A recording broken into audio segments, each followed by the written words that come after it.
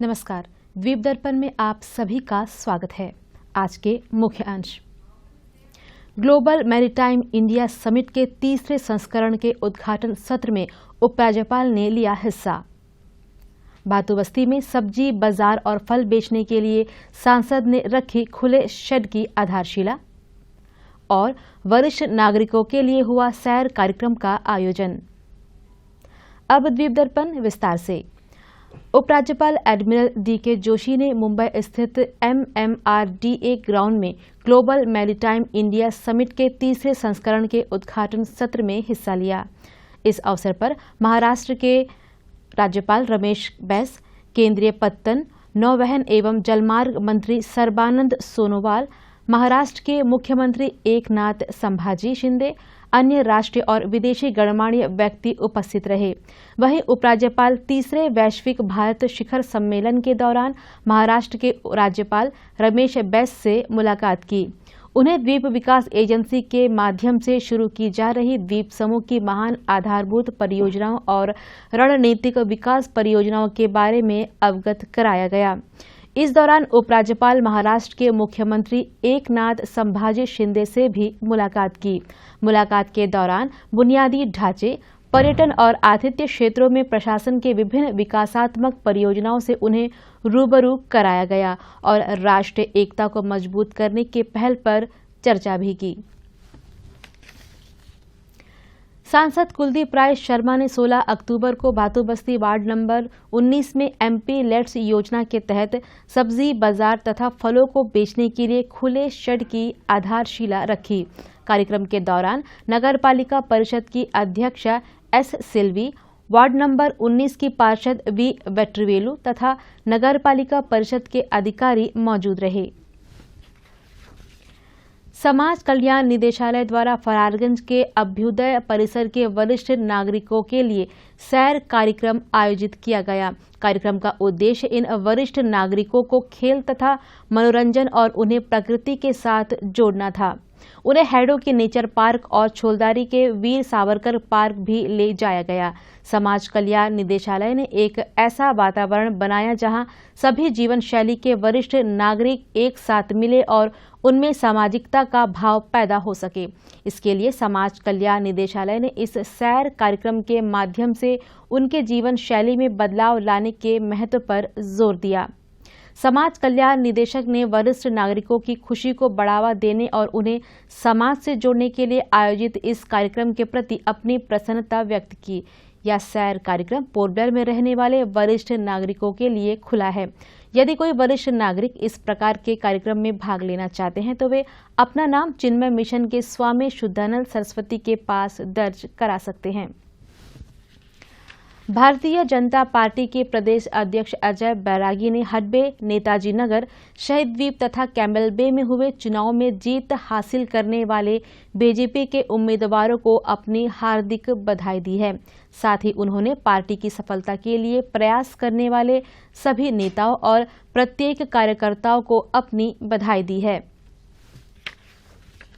निम्बूतला तथा आमकुंज गांव में रंगत के पशु चिकित्सा अस्पताल द्वारा पशु चिकित्सा स्वास्थ्य शिविर आयोजित किया गया।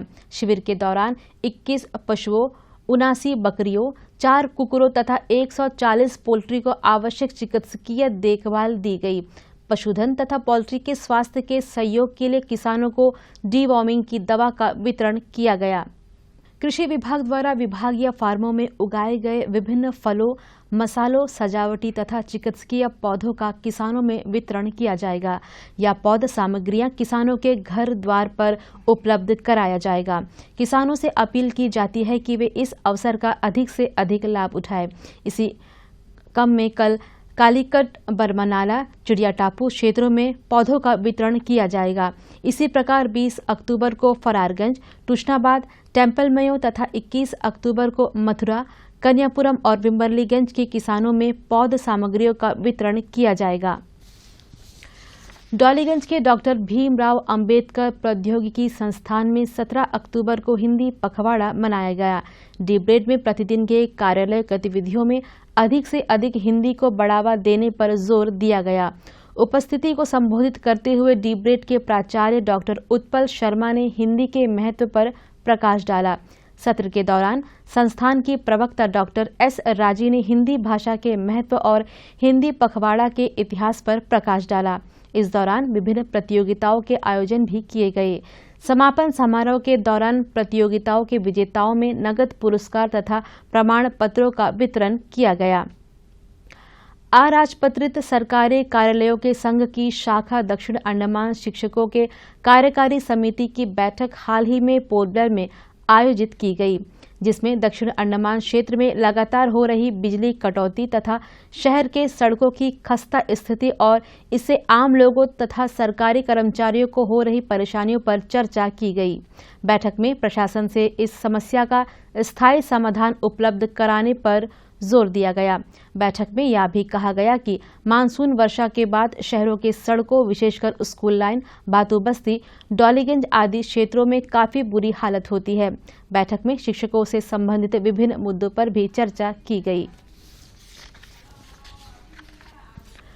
पशुपालन एवं पशु चिकित्सा सेवा निदेशालय में ड्राइवर के पद के लिए 27 जून 2019 को आयोजित लिखित परीक्षा के आधार पर 13 सितंबर 2023 को मेरिट सूची विभाग तथा प्रशासन की वेबसाइट पर उपलब्ध करा दी गई थी। इस संबंध में इस पद के लिए टेट परीक्षा में उपस्थित होने के लिए शॉर्ट लिस्ट किए गए उम्मीदवारों की संशोधित सूची विभाग की वेबसाइट और प्रशासन की वेबसाइट पर अपलोड कर दी गई है। कला एवं संस्कृति निदेशालय 30 अक्टूबर से 5 नवंबर तक मनाए जाने वाले सतर्कता जागरूकता सप्ताह के दौरान नारा लेखन प्रतियोगिता और नुक्कड़ नाटक का आयोजन करेगा। इस संबंध में सांस्कृतिक संगठनों में से 20 मिनट की अवधि के साथ थीम आधारित नुक्कड़ नाटक प्रस्तुत करने के लिए ऑनलाइन आवेदन आमंत्रित किए गए हैं। आम जनता से भ्रष्टाचार को ना कहे, राष्ट्र के लिए प्रतिबद्ध विषय पर अपने मूल नारे प्रस्तुत करने का भी अनुरोध किया गया है। आवेदन 23 अक्टूबर या उससे पहले कला एवं संस्कृति निदेशालय के ईमेल पर भेजे जा सकते हैं। रखरखाव कार्य के चलते नेताजी स्टेडियम परिसर स्थित तरणताल कल से सदस्यों एवं गैर सदस्यों के लिए बंद रहेगा। और अब अंतरद्वीपीय जलयान यात्रा संबंधी सूचना। एमवी स्ट्रेट आइलैंड स्वराज द्वीप की यात्रा पर कल सवेरे 6:30 बजे फिनिक्स बे जेट्टी से प्रस्थान करेगा और इसकी वापसी कल ही सवेरे 9 बजे स्वराज द्वीप से पोर्ट ब्लेयर के लिए होगी। एमवी कमोटा शहीद द्वीप की यात्रा पर कल सवेरे 6:30 बजे फिनिक्स बे जेट्टी से प्रस्थान करेगा और इसकी वापसी कल ही सवेरे 8:45 पर शहीद द्वीप से पोर्ट ब्लेयर के लिए होगी। एमवी कचाल स्वराज द्वीप की यात्रा पर कल दोपहर 12 बजे फिनिक्स बे जेट्टी से प्रस्थान करेगा और इसकी वापसी कल ही शाम 4 बजे शहीद द्वीप से पोर्ट ब्लेयर के लिए होगी। एमवी कमोटा शहीद द्वीप की यात्रा पर कल दोपहर बाद 2 बजे फिनिक्स बे जेट्टी से प्रस्थान करेगा और इसकी वापसी कल शाम 5:30 बजे स्वराज द्वीप से पोर्ट ब्लेयर के लिए होगी। एमवी स्ट्रेट आइलैंड स्वराज द्वीप की यात्रा पर कल शाम 5 बजे फिनिक्स बे जेट्टी से प्रस्थान करेगा और इसकी वापसी अगले दिन सुबह 5:30 बजे शहीद द्वीप होते हुए स्वराज द्वीप से पोर्ट ब्लेयर के लिए होगी। एमवी छोलदारी स्वराज द्वीप तथा लॉन्ग आइलैंड होते हुए रंगत की यात्रा पर कल सवेरे 6 बजे फिनिक्स बे जेट्टी से प्रस्थान करेगा और इसकी वापसी उसी दिन दोपहर 1 बजे इन्हीं रास्तों से होते हुए रंगत से पोर्ट ब्लेयर के लिए होगी। सभी जलयानों के यात्रा कार्यक्रम मौसम की स्थिति पर निर्भर होंगे। और अब अंत में आज के मुख्य अंश एक बार फिर। ग्लोबल मैरीटाइम इंडिया समिट के तीसरे संस्करण के उद्घाटन सत्र में उपराज्यपाल ने लिया हिस्सा। बातू बस्ती में सब्जी बाजार और फल बेचने के लिए सांसद ने रखी खुली शेड की आधारशिला। और वरिष्ठ नागरिकों के लिए हुआ सैर कार्यक्रम का आयोजन। इसी के साथ ही आज का यह द्वीप दर्पण कार्यक्रम यहीं पर समाप्त होता है। नमस्कार।